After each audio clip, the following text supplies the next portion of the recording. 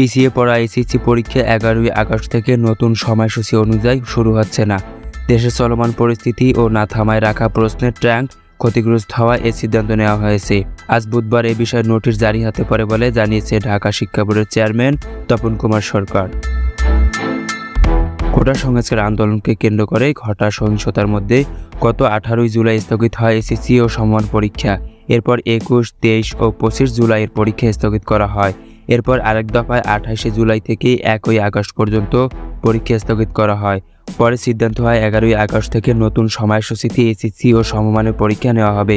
তার আগ পর্যন্ত সব শিক্ষা বোর্ডের পরীক্ষাগুলো স্থগিত করা হয়।